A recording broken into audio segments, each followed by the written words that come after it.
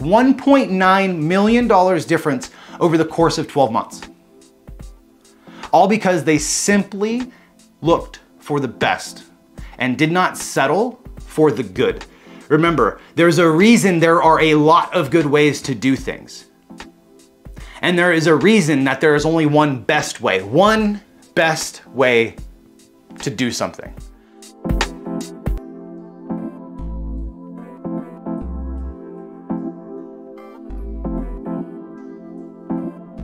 What's up, guys? Welcome to another episode of the Project Fortify podcast. Now, today we're going to be talking about good versus best and how the difference between the two is literal millions and millions of dollars in your business.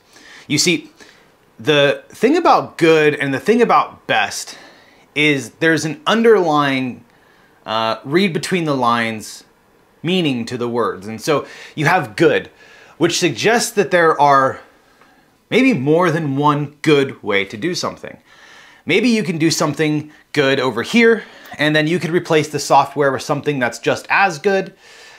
Maybe you could even get a little better than what you currently have. Maybe you can have a good employee and replace them with something that's good. But the underlying tones of that word is that you can be better, or that there can be more than one good thing, okay? Now, you move into better, and that's obviously a better than good. But then you move into best. Now, best signifies that there is only one. There is nothing better than best. There is no word that is greater or grander than best. There is no person that is better than the best person for the role. There is no software that is better than the best software for that role. Best is the top of the mountain. And when you focus on being good enough, there will always be something somewhere somehow better. And there will be multiple opportunities for that same quote unquote goodness. Now, I don't know if that's actually a word, goodness. I guess it is, but in this sense, I don't know if it makes sense to you, but to me it does, so that's what we're going with. So just be happy I didn't say gooder. Actually, I'm just gonna use gooder the rest of this episode. But when you have something that's good, it's just that, it's just good. And there's more than one way to skin a cat in the good box. You can skin a cat this way and it's good. You can skin a cat this way and it's good. You can have this software and it's good. You can have this software over here, this person, and they're all good. And for some of you, good is just that. It's good enough. And if you're watching and you're like, man, listen, I am at the top of my productivity. I am at the top of my profitability. I am at the top of everything in my business, and I am in total control, and everything is good enough. Well, I have some bad news for you, because when you focus on things that are good and you're okay with the good enough, what eventually happens is the market kicks back, the economy kicks back, the good roles kick back. Things happen, turmoil happens, unforeseen things happen, and when you have things that are good, your immediate reaction is to replace them with something better. And it always leaves that little seed of doubt in your mind of, could this be better? Now, what I like to do is, there are some things that when they are good, you can leave good enough alone. But I'm always focused on what's the best strategy? What's the best software? What's the best framework? What's the best profit engineering that we can do for this business? What's the best focal point, like we talked about in the last episode? What are the best? Because when you look at best, you cannot get any better. And if you're focused on making things the best that they can, you cannot get them any better. You're never going to get to a place where you have 100% best across all the board. But what you can do is you can focus on, how can I get best? Because what will happen is it allows you to make decisions at a significantly faster and more accurate rate. Because you run it through the filter of, okay, what we have is good. Is this new thing the best? If it's not, stay with good. Look at the next solution, the next software, the next coach, the next whatever you need, and ask yourself, is this the best? Can I get this to be the best in this avenue? If not, leave it good enough. Now, there is the other side of this, that's opportunity cost of like getting better and better and better, but that also increases your focus cost of how much focus you're pulling away, which we talked about earlier. And so you have to balance this out, and you have to use intuition, and you have to go with your gut on a lot of your decisions, but you need to be looking for, is this the best? I don't want you to look for the next thing. I don't want you to look for the better thing. I want you to look for the best thing, because the difference between good and the difference between best is astronomical. Astronomical. If you want to be the best in the world at, let's say, I don't know, running, you want to be the best runner in the world, you can outrun anybody, and you want to be the best runner, that's a long cry from being a good runner. If you want to be the best YouTuber in the world, like Mr. Beast is at the time of this filming, Mr. Beast is, in my opinion, the best YouTuber in the world. He has the most sub count. He is the most dedicated to what he is doing. He is the best in the world. Now, there are a lot of good YouTubers, right? And the difference between a good YouTuber and the best YouTuber is tens and tens of millions of dollars every single month.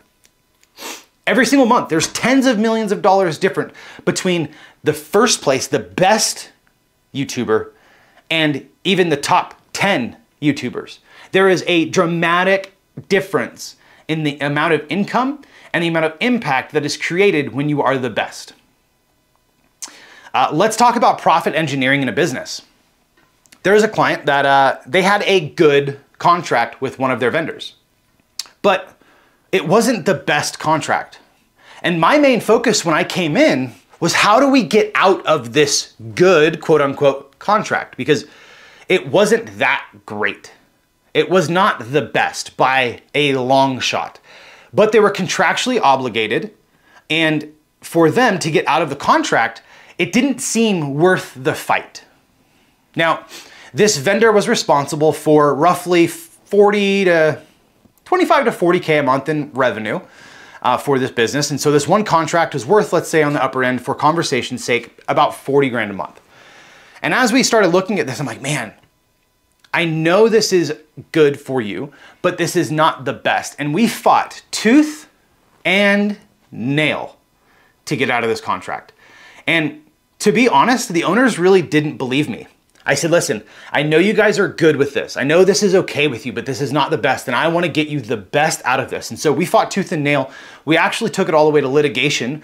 We got the attorneys involved. We had some lawsuits going back and forth to try and get out of this contract. And I knew it was going to be worth it. I knew it was going to be worth it if we could only get the best. And I had some of the best in that area lined up, but we had to get out of this contract first. Now, the opportunity cost to this was, if we got out of this and we couldn't do anything else, then we were down 40 grand a month. And for this business at the time, that was about 25, 30% of the revenue. And so the focus was, how do we get out of it? And we looked and looked and looked, and we basically fought with them for about 4 months. And long story short, we were able to get out of it.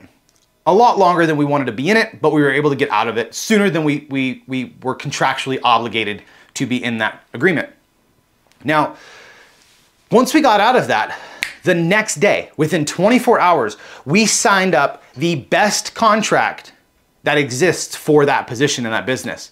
And we took them from doing 25 to 40K a month in the good contract to doing over 200K a month from the same source. I'm gonna say this again, from the same source of inputs, the same amount of efforts, if not less actually.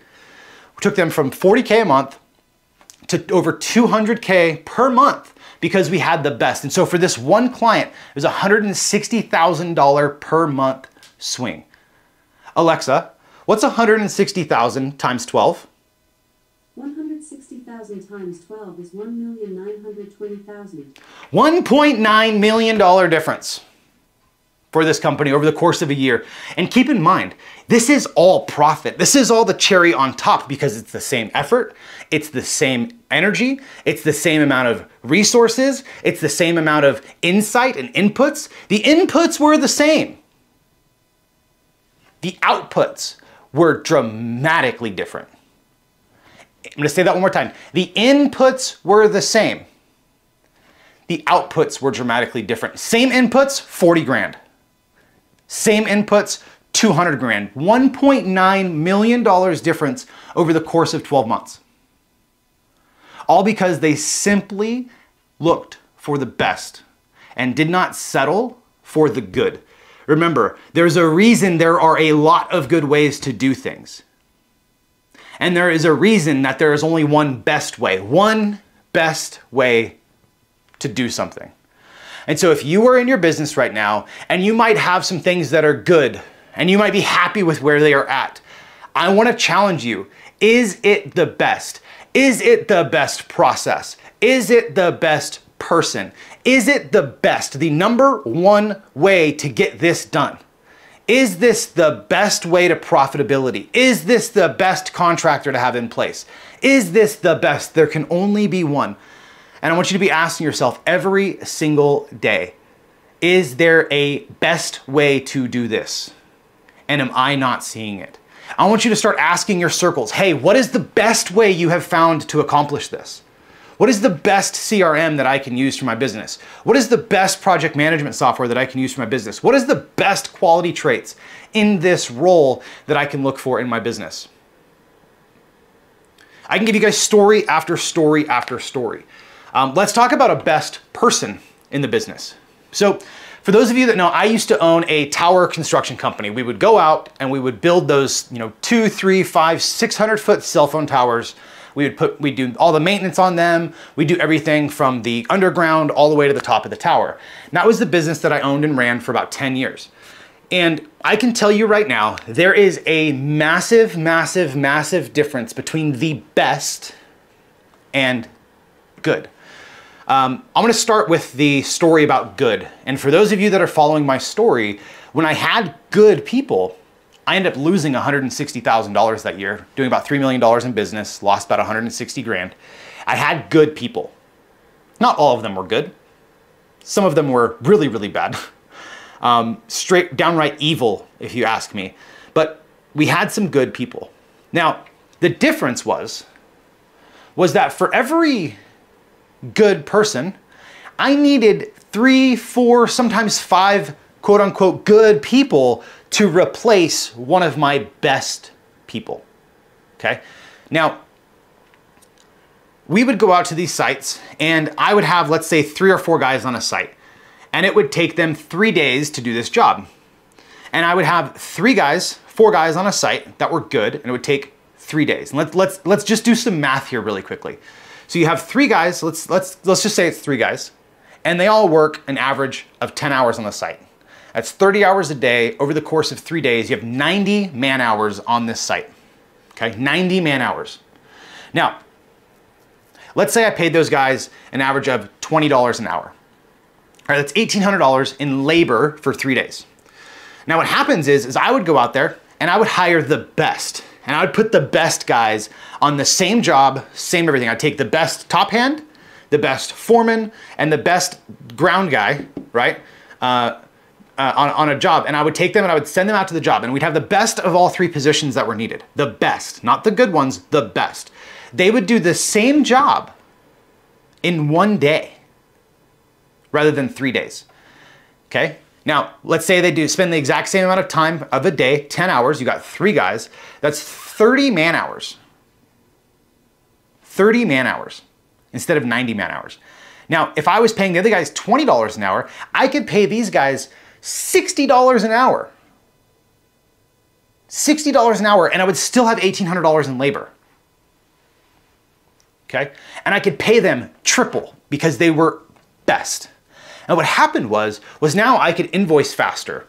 What also happened was second and third order consequences was I could invoice faster, get paid faster. I would never have to go back to their sites to do any things that we would call punch items. Oh, you missed the label, or you missed this clip, or whatever. I would never have to go back to their sites. So when we would have the best involved, I could invoice faster, get the closeouts in faster, which allowed me to invoice faster. I would never have to do go backs to the site, which increased profitability. Okay, I had less gas going out to the site each day. I had less wear and tear on the truck. I had less wear and tear on the guys, right? And so I was able to get 5 jobs done in the same amount of time, it allowed me to get just shy of 2 jobs done with the good guys. And so I could get 5 jobs done with the best guys in the same amount of time that I could get 2 jobs done with the good guys. And if you're adding, that is a double to the business. It's actually more than a double because I have a lot of savings on the back end with fuel and insurance, et cetera, go backs, blah, blah, blah. And so over the course of a month, if I would have had the good guys going out there and I just had crews of good guys, one crew of really good guys, over the course of a month, I might be able to get 7, 8, maybe 9 jobs done. Maybe. But when I had the best guys, without fail, I would get 20 jobs done a month. And now, if I'm looking at my business and I have my fixed cost, I have my insurance, my trucks, my fuel, et cetera, my fixed costs in that business, and I took these guys and I took the good guys and I went through the P&L with the good guys and I had 8 jobs done, but my fixed expenses were still the same. When I took the best guys and I got 20 jobs done, my fixed expenses were still the same, and it increased my profitability. I had the same expense on labor. I wasn't trying to cheat these guys out. I had the same expense on labor. I had cheaper fuel costs, and I was able to invoice more than double the month, simply because I had the best guys. And what happened was that allowed my business to grow and scale very rapidly, very quickly. Cash flow is not a problem. It was simply going out there and having the patience to wait and to filter through the good so that I could find the best. I had the patience to wait and filter through the good so I could find the best. Now, one of the things that this will do for you is if you go find the best is it's going to demonstrate to you that you may have a lack of patience, that you may have a lack of willing to go through 7, 8, 10, 12 good people to find the best person. It may take going through 6, 7, 8 different software to find the best software.